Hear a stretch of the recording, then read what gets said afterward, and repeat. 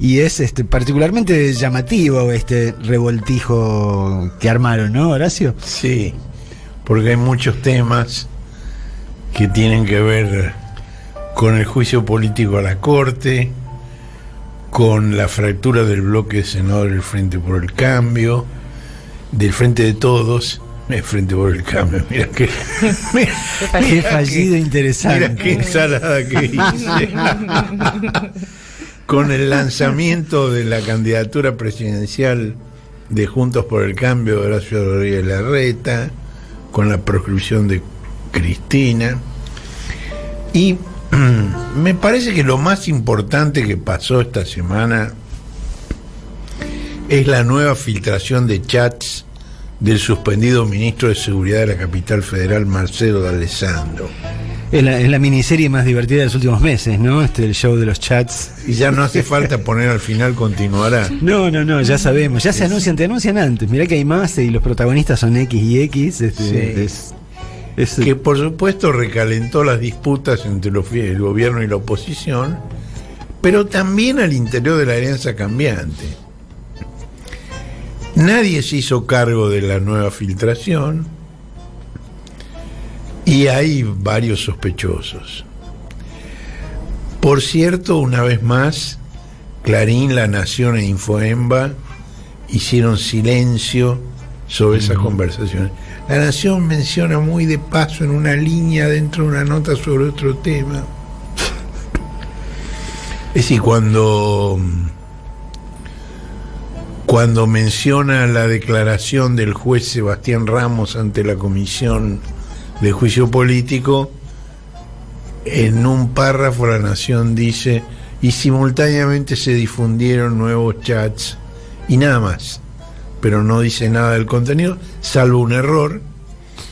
Dice que el auto que le habían dado a Sebastián Ramos era un auto decomisado en un operativo policial, cuando del diálogo surge claramente que es un auto nuevo de flota adquirida con recursos públicos.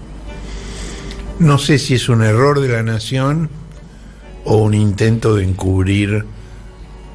Me tiro por la segunda. Y el esfuerzo por encubrir es tan grande que llamaría la atención que fuese un error verdaderamente involuntario. Entonces, si uno quiere determinar quién hizo la filtración, bueno, hay un aforismo del derecho romano que dice cui bono, que traducido al argentino quiere decir a quién favorece. Bueno, el primer sospechoso es el Frente de Todos, porque la circulación de los chats ocurrió el jueves a mediodía, con pocos minutos de diferencia de la presentación del juez Sebastián Ramos ante la Comisión de Juicio Político. Recordemos quién es Ramos.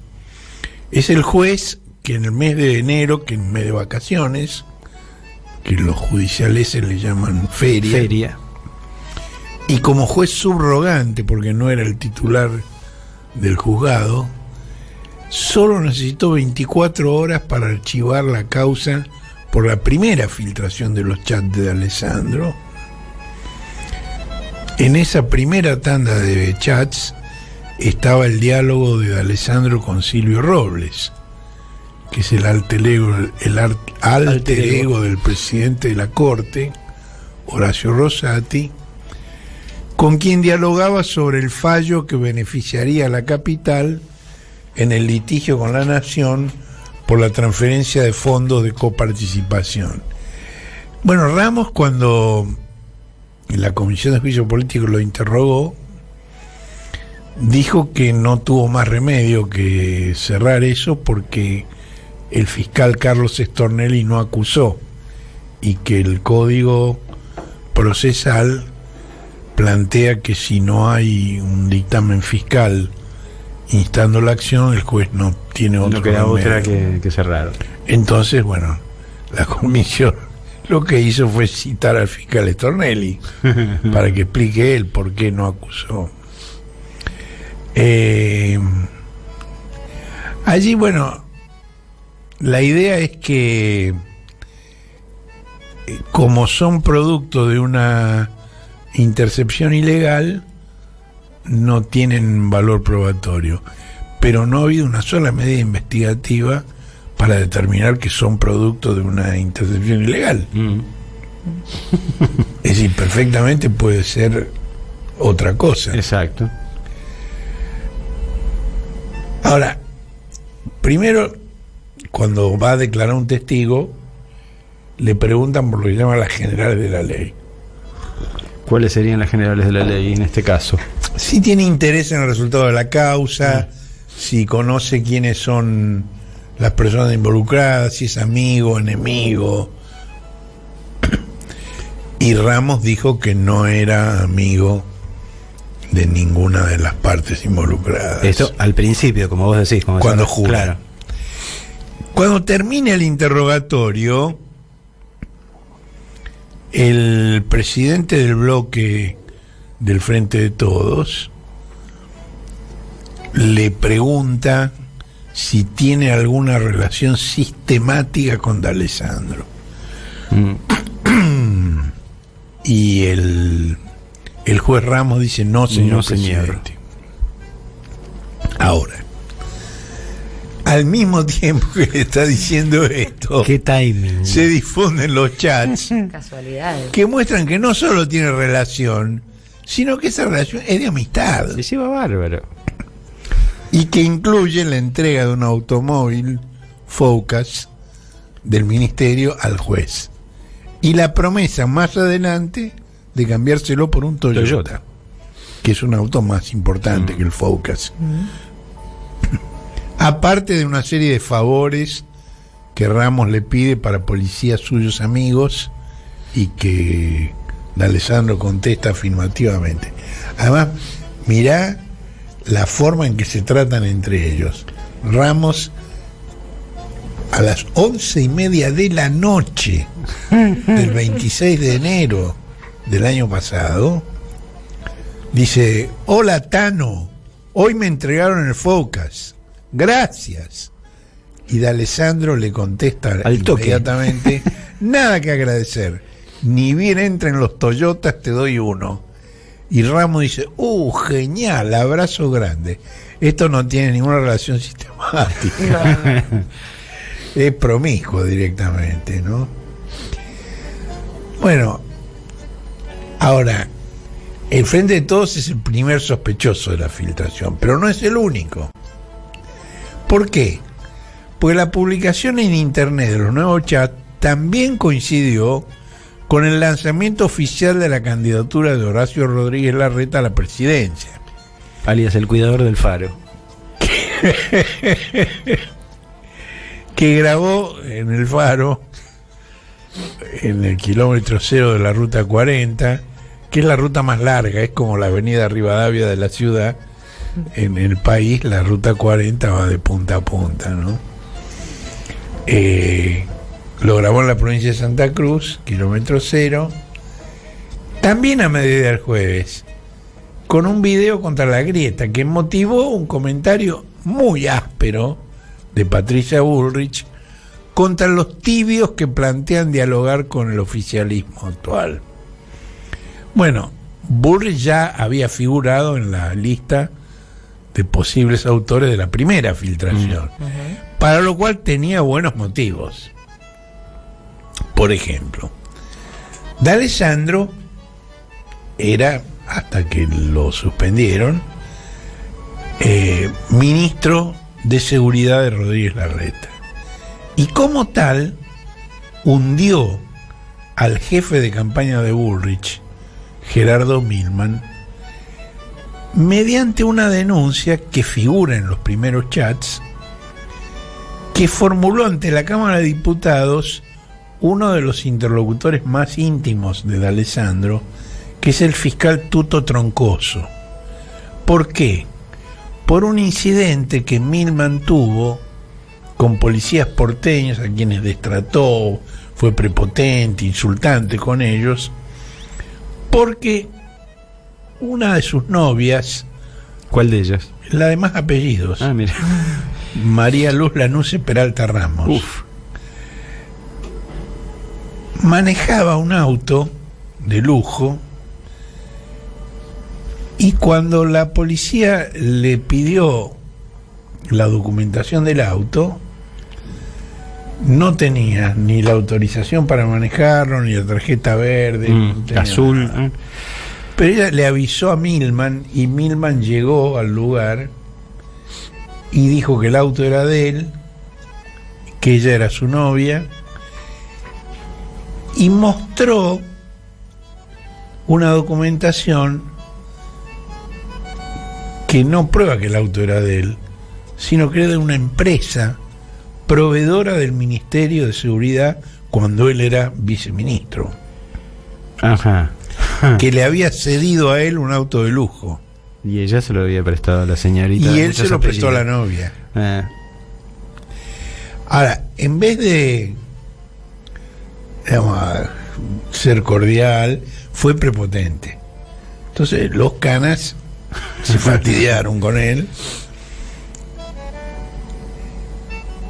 y le avisaron al ministro. Y el ministro le avisó al fiscal, y el fiscal hizo la denuncia ante la Cámara de Diputados para que analizaran la conducta de Milman. Bueno, esto acabó con Milman. D'Alessandro hizo otra cosa. ¿Se acuerdan que hubo una denuncia de un diputado del Frente de Todos de que el día anterior o 2 días antes del atentado a Cristina, en un bar que está en la esquina del Congreso, que se llama Casa Blanca, Milman estaba con 2 chicas y comentó que cuando la maten él iba a estar camino a la costa? Esto se investigó judicialmente o no se investigó judicialmente, y las asistentes de Milman, una de ellas era una ex Miss Argentina que durante la gestión de Milman y Patricia Bullrich fue directora de la Escuela de Inteligencia Criminal. Realmente uno de los logros de la mujer en esta época de feminismo, que una Miss Argentina sea directora de inteligencia criminal, es realmente un logro que hay que encomiar. Carolina Gómez Mónaco se llama. Tanto ella como la otra chica que estaban con Milman fueron a declarar y negaron haber estado en el bar Casablanca. entonces. Bueno, entonces D'Alessandro entregó las grabaciones de las cámaras de la ciudad donde muestra el momento que bajan de un taxi y entran a Casablanca. El día y la hora de la denuncia del... Por supuesto, después no ha habido grabaciones de audio del contenido de lo que conversaban. Pero es una presunción fuerte. Si te dicen que en tal lugar, a tal hora, estuviste y vos decís que no, y te prueban que sí estuviste, es una presunción en tu contra. Que no alcanza para una condena, pero es una presunción en tu contra. Digo, tan sospechosa también como el hecho de que una de ellas hubiese borrado el contenido antes de asistir, digo, por las dudas. Si no, teóricamente no tenía nada que ocultar, pero por las dudas borró todo el contenido. No, además lo declaró alegremente. Digo, me recomendaron que antes de venir a declarar borre todo el contenido del teléfono. Y la otra cambió de teléfono. Y dice, bueno, porque había cosas íntimas en el teléfono. Bueno, Bullrich no tuvo más remedio que dar de baja a Milman como jefe de campaña, y el PRO lo separó como subjefe de bloque, el bloque que preside Cristian Ritondo. Cristian Ritondo, que es otro de los interlocutores de D'Alessandro en la nueva serie de chats. Bueno, esta semana los abogados de Cristina le pidieron al fiscal Carlos Rívolo y a la jueza María Capuchetti que investigara el comportamiento de D'Alessandro y de la policía porteña en los días previos al atentado. Bueno, de los últimos chats, a mi juicio, lo más significativo son los diálogos con el juez Ramos. El juez le llama Tano al ministro, que le contesta Seba o amigo. Y además combinan para comer en el club, que no dice qué club, pero esto es una muestra adicional de familiaridad. Temático. Y claro, exactamente. Si vos decís, vamos a comer en el club L. Sarfield, es una cosa. Pero ya cuando lo das por sentado, Pero si el club es porque se lo dan ha sido otra vez. Hay reincidencia ahí.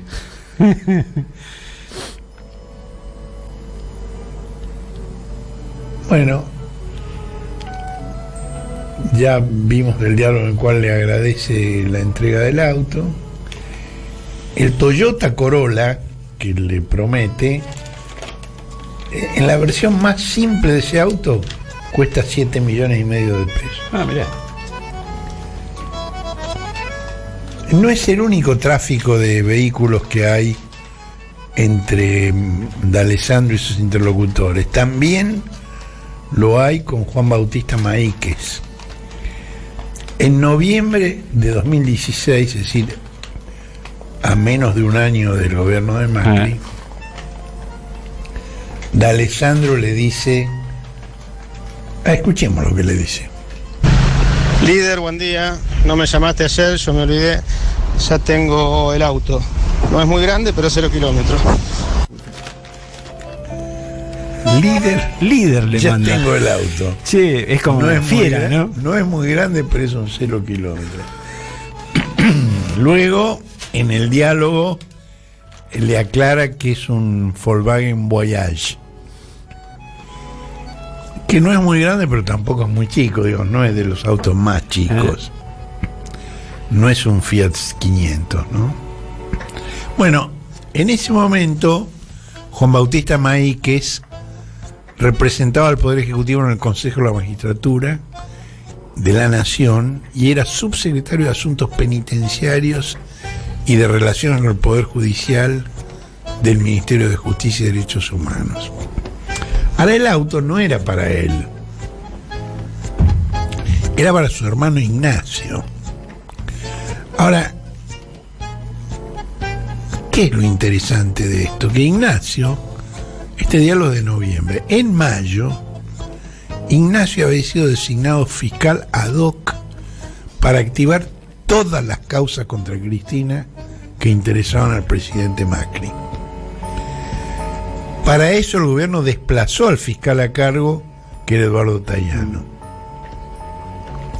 Bueno, a Maíquez y al también fiscal Gerardo Polichita apenas les llevó una semana la lectura del voluminoso expediente de vialidad de Santa Cruz, que tenía... ¿Cuántas fojas? En ese momento ya 8 años de antigüedad y miles de fojas. En una semana redactaron el dictamen en el que pidieron el procesamiento de Cristina, del empresario Lázaro Báez, del exministro Julio De Vido y de otros 25 exfuncionarios nacionales y de Santa Cruz. Es obvio que no lo hicieron ellos. En una semana no podés hacer eso. Y aunque tengas un ejército de asistentes, no podés. Los que tenemos cierta práctica en leer expedientes judiciales, sabemos el tiempo que lleva.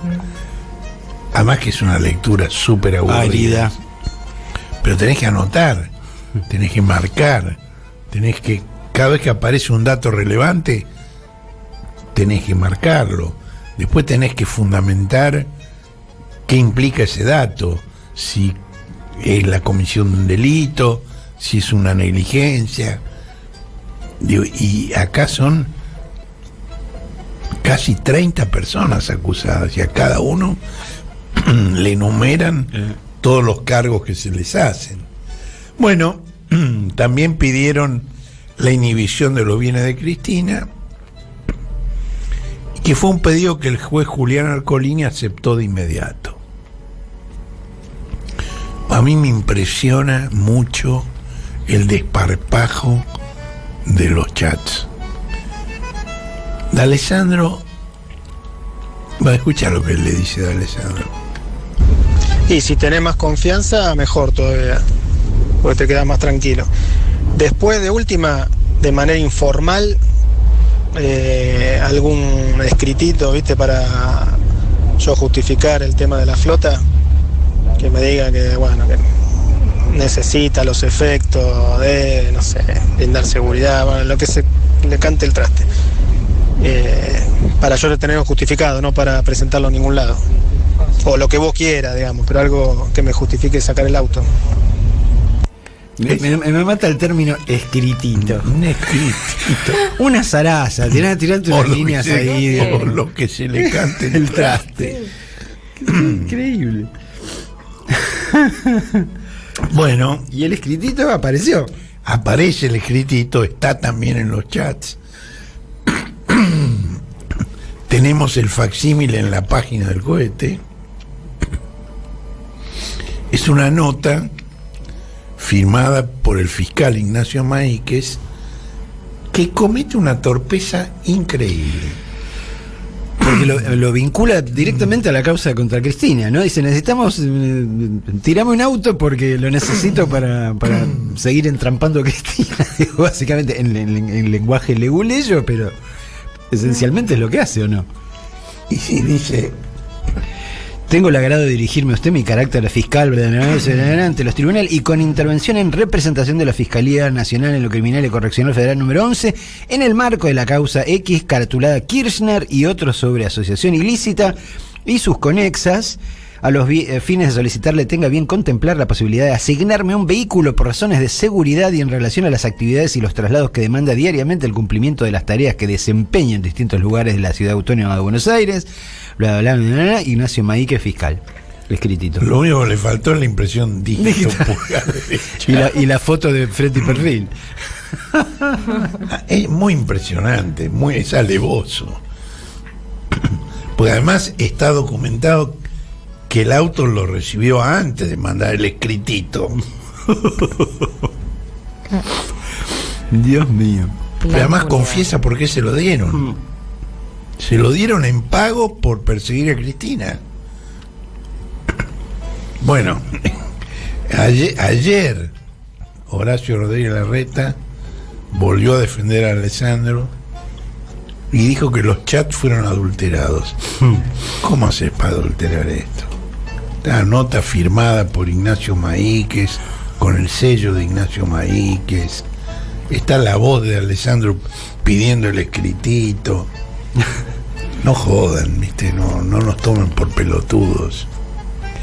Bueno, el padre de los dos Maíquez, de Juan Bautista y de Ignacio, es Carlos Coco Maíquez, que aparece en la primera filtración de chats de D'Alessandro.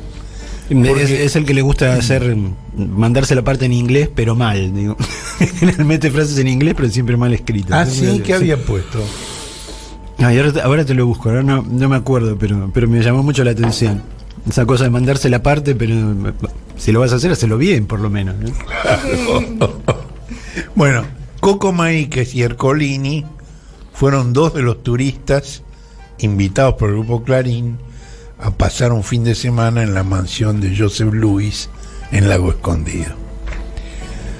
Y en los nuevos chats vuelve a figurar Ercolini, pero ahí, digamos, está el nombre de él, pero no consta qué es lo que dijo, por alguna razón que no puedo explicar. Bueno, en la causa Otesur Los Sauces, el garronero de autos Ignacio Maíquez también acusó a Máximo y a Florencia Kirchner.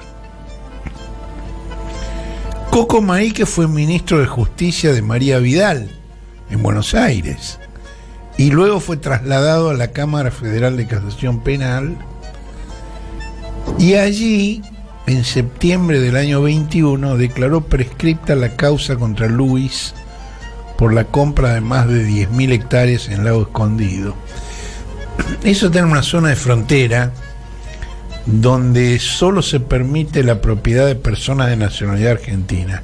Ahora Luis se escondió tras una empresa local y una vez obtenida la autorización, hay una Comisión Nacional de Zonas de Seguridad que autorizó la venta, pero una vez que obtuvieron la autorización no inscribieron las tierras a nombre de la empresa argentina, sino a nombre de la empresa del británico. Bueno, eso es un delito, está probado. No solo está probado, sino que sus frutos, que es la propiedad de esas 10.000 hectáreas del lago escondido, permanecen en manos del responsable, pero la persecución penal fue abortada. Ahí podemos hacer una digresión. Digo, desde el punto de vista penal, si pasó el tiempo, bueno, es posible que corresponda a la prescripción. Pero lo que no corresponde es permitir que el fruto del delito siga en manos del delincuente. Es decir, no te persigo, no te meto en cana, pero devolvé esas tierras. La ley no está prescripta, la ley sigue estando Claro, vigente. sigue estando prohibido que un británico se quede con tierras con En tierras zona en una de zona, digo, en una zona de frontera, alrededor de un lago que obviamente es patrimonio de todos los argentinos, y en principal de los coterráneos de esa provincia. Digo, sí, es una barbaridad. Bueno, los nuevos chats ratifican que D'Alessandro es el operador judicial de Rodríguez Larreta, encargado del seguimiento de la causa por los fondos de coparticipación. En la primera tanda de chats, D'Alessandro dialogaba al respecto con Silvio Robles. En esta serie de chats dialoga con Juan Manuel Olima, que es el secretario de Coordinación Institucional de la Procuración General. El 25 de septiembre del año 20, Olima le adelanta a D'Alessandro el texto de un dictamen de la Procuradora Fiscal ante la Corte, Laura Monti, que le reconoce a la ciudad autónoma el estatus provincial que no le concedió la Constitución. Este criterio fue adoptado por la Corte en una decisión que no tiene sustento constitucional ni convencional y que constituye claramente un mal desempeño. Digamos, están desafiando a la Constitución directamente. Bueno, Olima agrega en la comunicación con D'Alessandro que el fiscal general Eduardo Casal, que está a cargo de la procuración desde que fue forzada a renunciar bajo amenaza de detención de sus hijas, la titular Alejandra Gil Carbó, dice que Casal le avisó personalmente al presidente de la Corte, que por entonces era Rosenkrantz, de la presentación de ese dictamen. También aparece un breve diálogo de D'Alessandro con Laura Latorre, que es subsecretaria de Internacionales de la Corte y esposa de Silvio Robles, combinando un encuentro. Y también hay diálogos con Cristian Ritondo. Hay una parte, digamos, se refiere a la coordinación entre las policías porteña y bonaerense en operativos antidroga, ya que ambos eran responsables de la seguridad, Ritondo en la provincia y D'Alessandro en la ciudad de Buenos Aires. Pero esos diálogos muestran una gran intimidad. Y en uno de esos chats, escuchan lo que dicen. Dale, ya hablé con Javier y está todo bien. Y quedó ahí la comida con la Chuchi. Cuando viene me dijeron que estaba afuera, así que cuando viene nos juntamos. Te mando un beso muy grande. Y ya hablé con Javier y estoy arreglando el tema ese. Un beso. Ese no es el Coco Basile, sino Cristian Ritondo. ¿La Chuchi? Un buen imitador del Coco Basile. ¿Quién es la Chuchi? Y que probablemente obtuvo esa voz por el mismo método que el Coco Basile. y que Mostaza Merlo.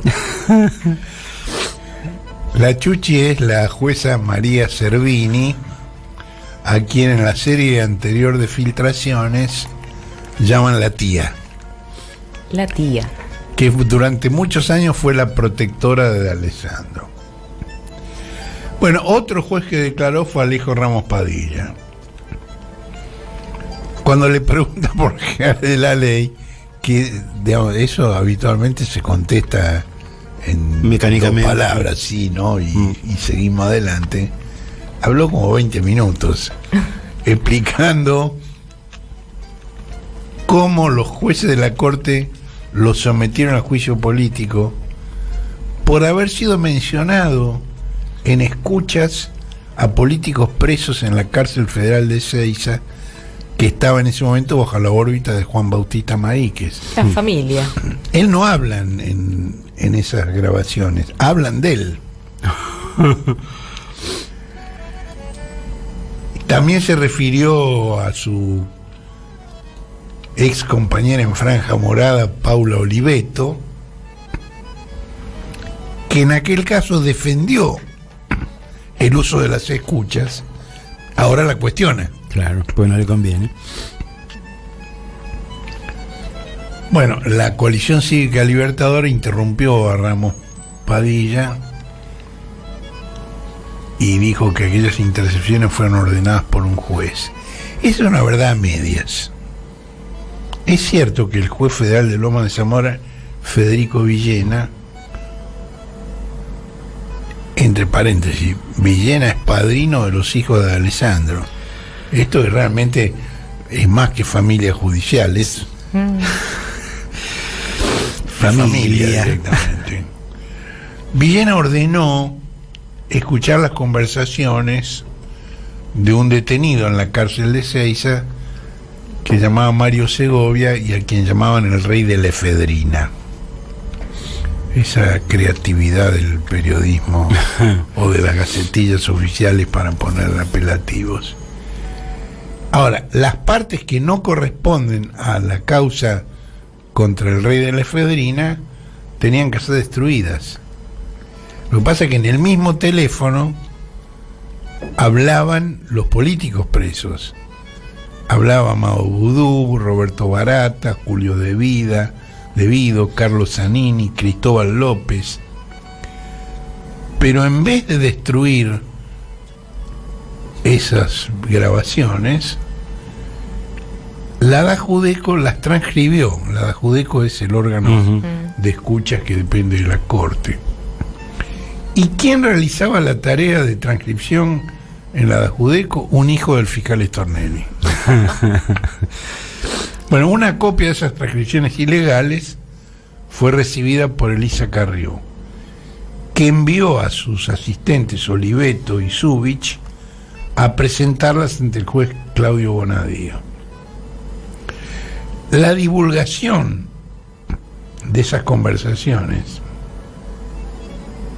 en los medios comerciales omitió por completo a Segovia, que era el formalmente investigado. No difundieron una sola conversación de Segovia, pero se concentraron en los políticos presos. Bueno, además, ante la comisión declararon varios letrados y funcionarios de la Corte. Es una parte muy, muy interesante, porque es gente que no es conocida, pero sí es conocedora. Saben todo. Por ejemplo, declaró Cristian Abrita, que fue secretario de la Secretaría 5 de la Corte, y que hizo una referencia precisa al trámite irregular de la causa del Consejo de la Magistratura y de la obra social del Poder Judicial. Abrita es un funcionario de una larga trayectoria, ya está retirado, se desempeñó en la Corte desde el gobierno de Alfonsín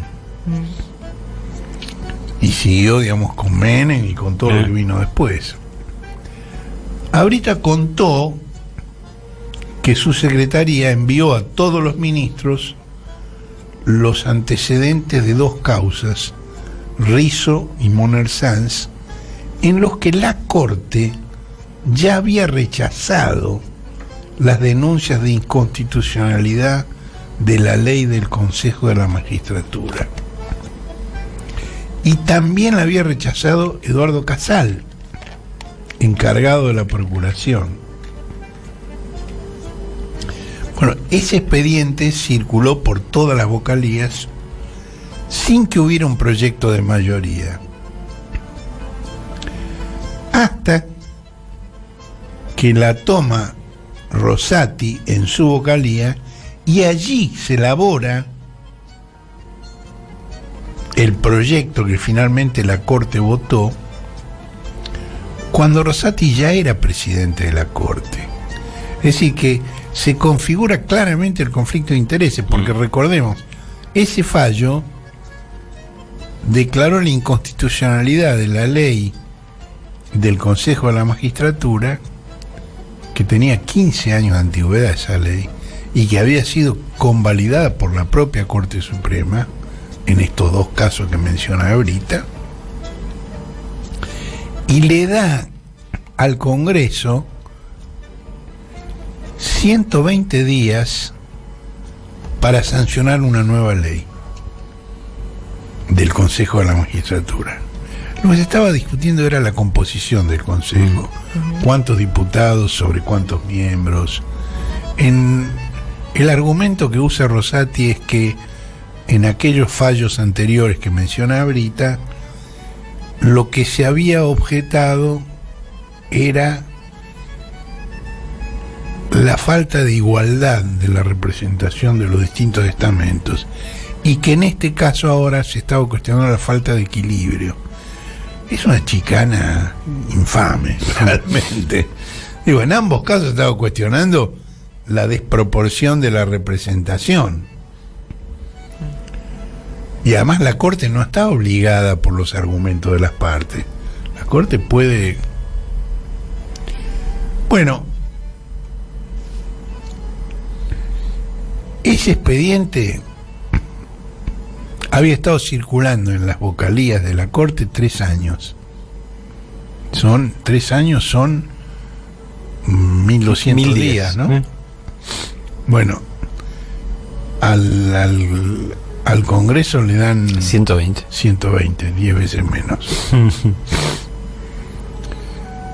Pero además la Corte no puede intimar al Congreso. Y la Corte plantea que si el Congreso no sanciona la nueva ley en 120 días, va a volver a tener vigencia la ley derogada 15 años atrás. Lo cual es una aberración. La Corte no tiene facultades para revivir una ley derogada por el Congreso. Es una clara invasión de las competencias del Congreso. ¿Y por qué conflicto de intereses? Porque Rosati ya era presidente de la Corte. Y la ley que revive es una ley que dice que el presidente de la Corte va a ser también presidente del Consejo. Es decir, este ex intendente de Santa Fe durante la inundación, primero llegó a la Corte por un decreto de Macri en comisión. Segundo, se votó a sí mismo para presidir la Corte. Y tercero, firmó la resolución por la cual le corresponde a él también la presidencia del Consejo de la Magistratura. Quiere la suma del poder público. Es impresionante, ¿no? Bueno, también declaró la secretaria letrada en la vocalía de Rosati, Adriana Balinotti, que contó que después de la filtración del diálogo de Silvio Robles con D'Alessandro, se desactivó el chat de la vocalía. Ella se fue de vacaciones en enero y cuando volvió en febrero el chat no funcionaba más, no estaba más.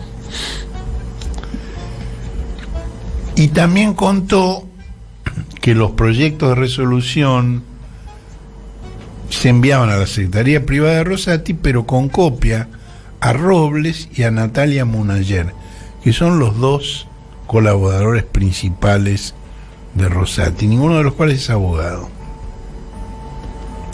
También declaró Sergio Rubén Romero, que trabaja en la Secretaría de Administración de la Corte, que contó que hubo una inundación en el 7º piso de tribunales que inutilizó la computadora de Robles en el 4º piso. Es fantástico esto. Digo, en términos físicos, una inundación en el 7º, pero solo perjudicó 3 pisos más abajo y justo en el despacho de Robles. Bueno, de este modo se destruyeron todas las constancias de la intervención de quien Rosati presenta como su hermano en las causas del tribunal. Rosati dice: pueden hablar libremente, es mi hermano. Así lo introduce. Eso lo vi yo, eso me lo dijo a mí. A mí me sorprendió, cuando tuvimos una reunión del CELS con Rosati, que estuvieran presentes Robles y Munayer. Y Rosati dijo: es mi hermano. Bueno, Robles, sabemos, es un experto en hundir a los funcionarios a los que asesora. Digamos, todos terminan condenados por corrupción. ¿Y a quién asesoró antes? A Felicia Micheli, a José López, Upa. a Juan Pablo Schiavi. Todos terminan en cana. No sé si le pasará lo mismo a Rosati. Bueno, para mí este es el tema más importante de la semana. Pues digamos, el lanzamiento de Larreta, bueno, sí, es importante, pero es formal, porque ya estaba lanzado claramente hace mucho tiempo. En cambio, esto es una novedad. Otra novedad es el desgajamiento del interbloque del Frente de Todos en el Senado, que alejó la posibilidad de quórum para el oficialismo y fortaleció la táctica de Juntos por el Cambio de paralizar el Congreso mientras dure el juicio político a la Corte. Hubo una sesión especial para designar autoridades de la Cámara y luego el oficialismo pretendía sesionar para tratar algunos proyectos en los que había acuerdos entre las distintas parcialidades, pero no tuvo quórum y no pudo sesionar. Y esto es probable que se repita en el año electoral. A las motivaciones del nuevo bloque no son nítidas, porque hay, de una cosa es la carta del jujeño Guillermo Snopek, que difundió el Senado, y otra el comunicado del nuevo bloque federal, que Snopek preside. Snopek es cuñado del gobernador Gerardo Morales. Morales está casado con una hermana de... con Tulia Snopek, pero tienen una abierta enemistad, se detestan recíprocamente. Snopek escribió que se apartaba del bloque de Unidad Ciudadana por la distancia cada vez mayor que siento respecto al rumbo de gestión del presidente Alberto Fernández, alejado, a mi humilde entender, de las prioridades que nuestro pueblo demanda, y por un carnaval de detenciones a la carta del gobernador Gerardo Morales a fin de disciplinar y amedrentar a la oposición en vísperas de la campaña electoral. La indiferente mirada del gobierno nacional erosiona la esperanza de que los derechos humanos puedan volver a ser respetados en Jujuy.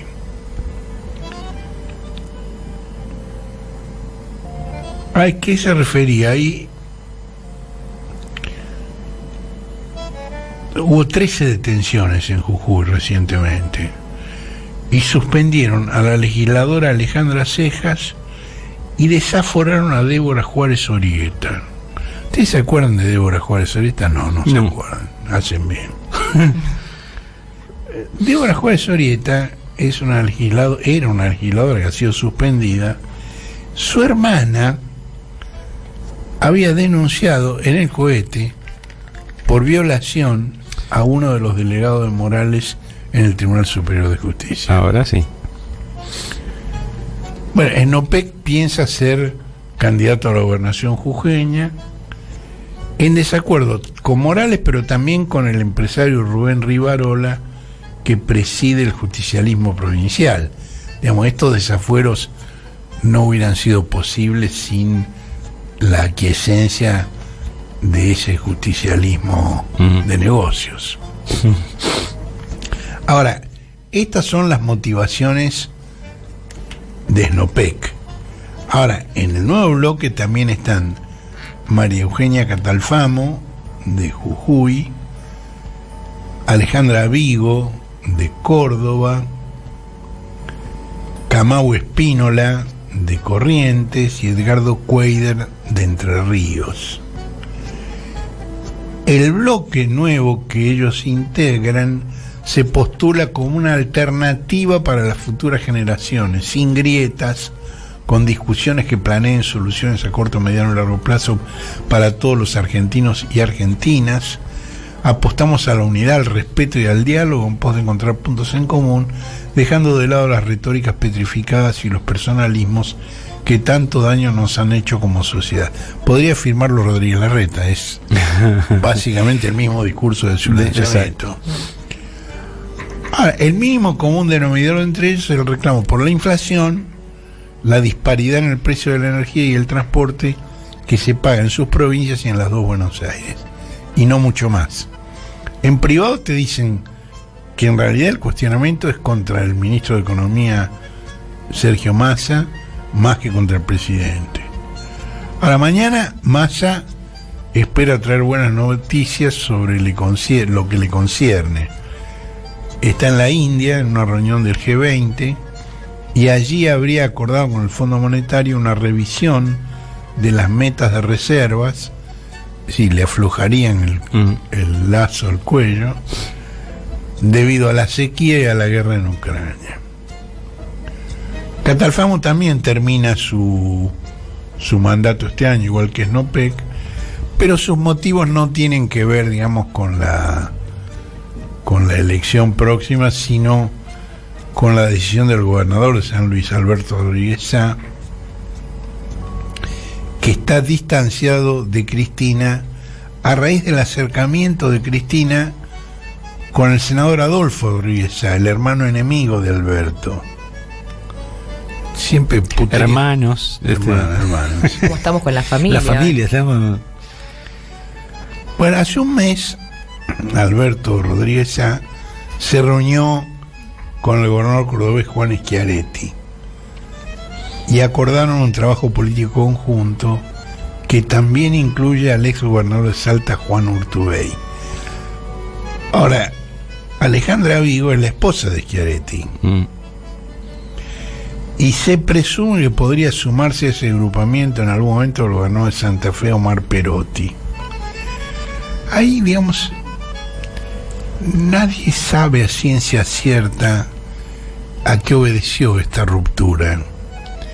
Por ejemplo, en el kirchnerismo se preguntan si esta fractura no contó con el beneplácito del presidente Fernández, pero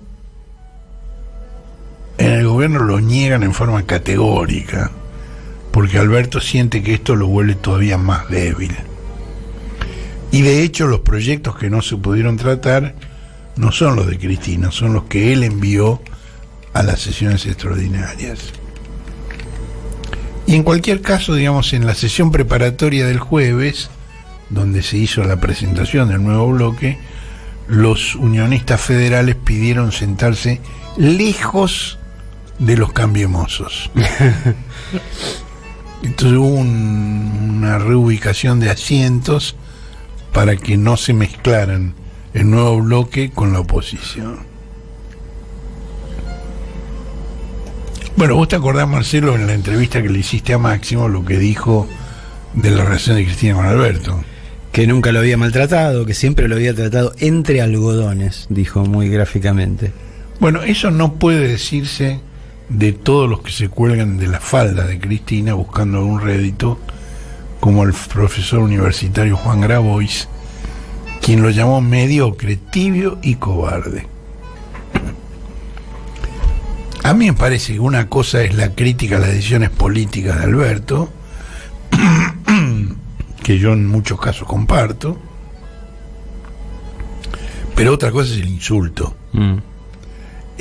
digamos, hay un grupo de comunicadores y de políticos que no saben comunicarse de otra manera. Digamos, los Pergolini, los Lanata, los Cuño, los Guillermo Moreno, Despert, Milei. Ahora, nunca han tenido el respaldo del electorado. Más razonable pareció Papá Noel al anunciar que su nuevo Partido de los Comunes no tiene candidato a la presidencia. Y dijo una frase muy significativa: nos une el espanto. Bueno, esto es relativo, porque el lugarteniente de Papá Noel, el empresario gastronómico Fernando Navarro, ya se pronunció en Córdoba por la candidatura presidencial de Schiaretti. Ahora, ¿cuál es la potencialidad electoral de combinaciones como la de Schiaretti con Rodríguez Sá? Digo, en el año 19, a la mesa del cordobés y del salteño Urtubey también se sentaban Sergio Massa y Roberto Labaña.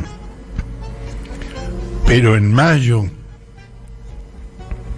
a la hora de las decisiones, bastó un movimiento de ceja de Cristina para que archivaran esas aspiraciones. Hay una diferencia de todos modos, y es que ahora ella anunció que no será candidata a nada. Y todos los reclamos contra su proscripción, que es indudable, en mi juicio, a partir del fallo del 6 de diciembre, cuyos fundamentos se conocerán el 9 de marzo, pero los reclamos contra esa proscripción chocan con una dificultad para explicar en qué consistiría romper la proscripción.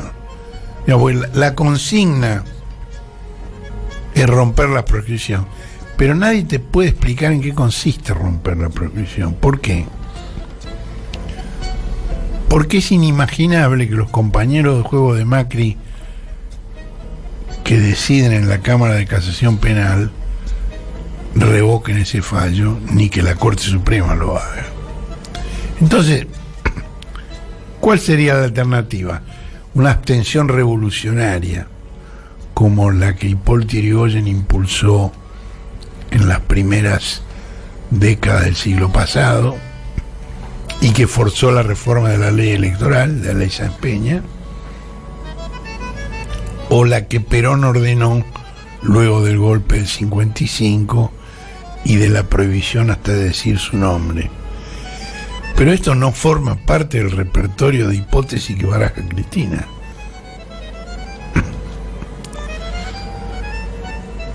¿Por qué? Con mayor o menor disimulo, hay un tropel de postulantes dispuestos a aprovechar la vacante que ella deja. Comenzando por el presidente, que llevó su campaña proselitista a la Antártida. Bueno, el cambio climático lo favoreció, porque apenas había 2 grados bajo cero en la Antártida. Y eso le ahorró el ridículo atuendo anaranjado que usaron las Tiri, Isabel y Menem en sus visitas a la Antártida. Alberto apareció con una campera azul bastante discreta y no con ese mamarrachesco disfraz anaranjado que sí se puso Victoria Tolosa Paz. Entre paréntesis, Victoria Tolosa Paz venció en forma inapelable al punto y aparte. Pero ahora le emprendió contra el punto y coma, con una temeridad que hay que reconocer. Y se postula para disputar la candidatura a la gobernación de Buenos Aires con Axel. Mira. Que le contestó: mira cómo tiemblo. Es decir, porque Axel no ve con malos ojos la posibilidad de un triunfo resonante en una interna previa a la elección general. Estos son los límites que le pone la realidad a cada uno. A todos, a Alberto, a Cristina, a la enemiga jurada del punto aparte y del punto y coma. Bueno, una colaboradora de Cristina le dijo: por favor, sorprendeme. Y Cristina dijo: estoy pensando.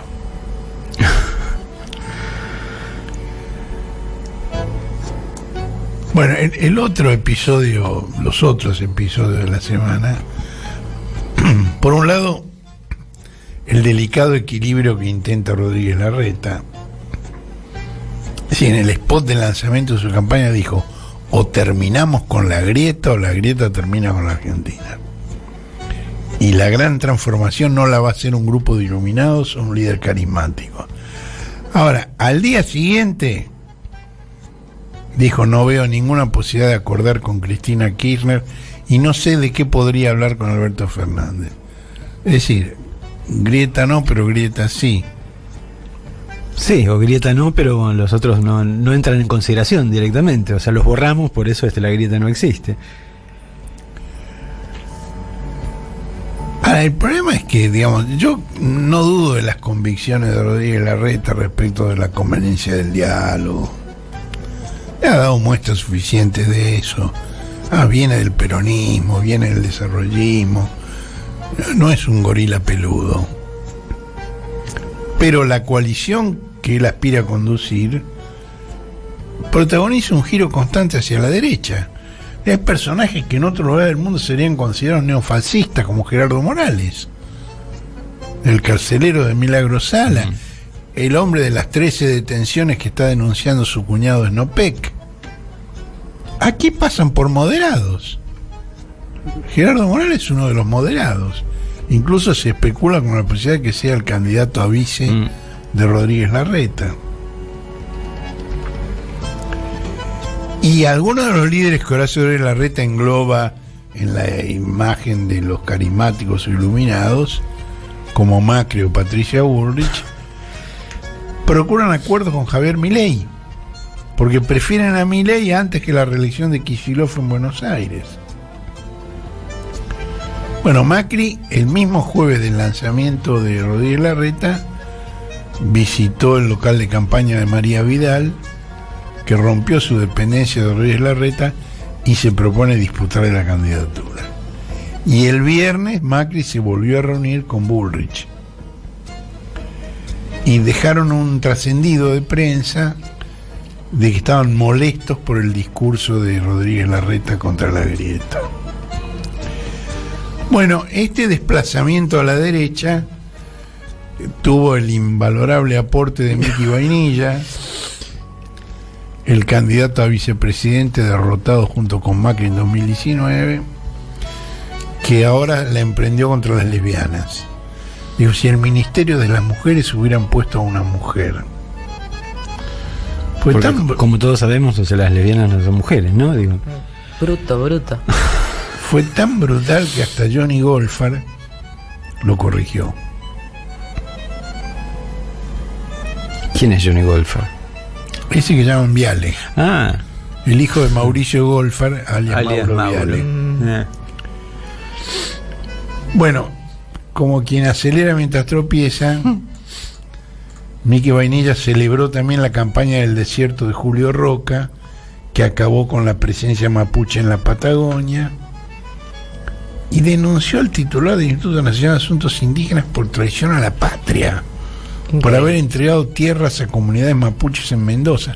La traición a la patria es un delito que solo puede cometerse durante una guerra, por colaborar con el enemigo.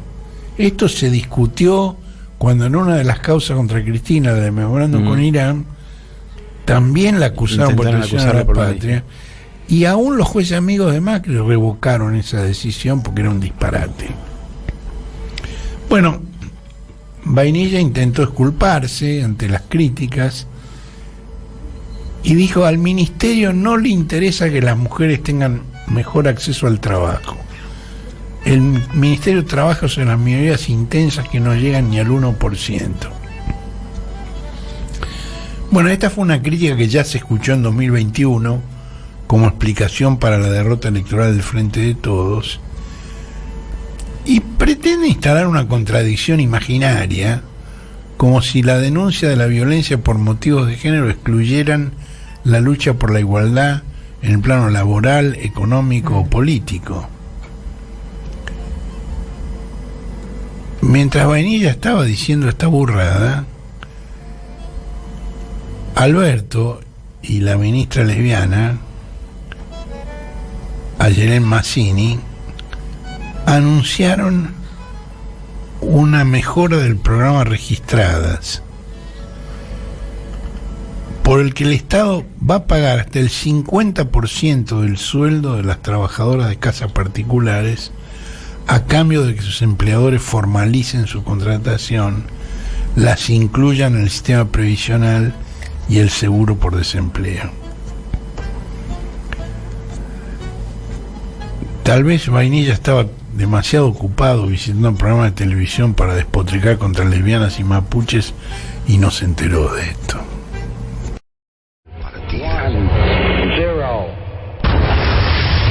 El cohete a la Luna Radio, un desplazamiento estelar, con Horacio Verditsky, Marcelo Figueras y la participación de Josefina Bolis y Guillermo Hernández.